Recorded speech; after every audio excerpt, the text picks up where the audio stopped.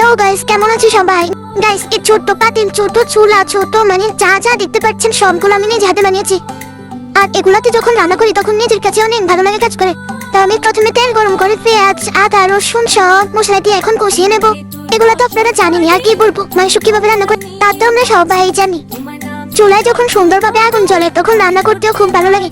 আমার ছোট্ট চুলাটা কিন্তু খুব সুন্দর ভাবেই আগুন জ্বলে।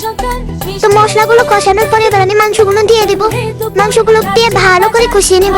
দেখেন কত সুন্দর হয়েছে আমার মাংসের কালারটা। গাইস, ছোট পাতিলে যখন কিছু রান্না করি তখন এত সুন্দর লাগে, মানে অনেক সুন্দর লাগে।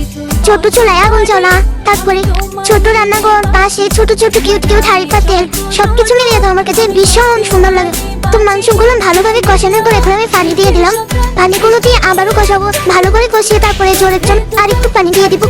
আমি রান্না করার পাশাপাশি আপনাদের জন্য মিনি কিচেনটা সৌন্দর্যটা দেখানোর চেষ্টা করছি গাইস। আমি আমার মনের মতো করে সাজালাম রান্নাঘরটা। রান্না করার জন্য এখনো অনেক কিছু বানানো বাকি, খুব তাড়াতাড়ি ওগুলা বানানো শেষ করবো। দেখতে দেখতে আমার রান্না শেষ হিসেবে পরিবেশন করেছি গাইস। দেখেন কতটা সুন্দর দেখাচ্ছে, মাশাআল্লাহ। ভিডিওটি শেষ পর্যন্ত দেখার জন্য ধন্যবাদ, ভালো থাকবেন।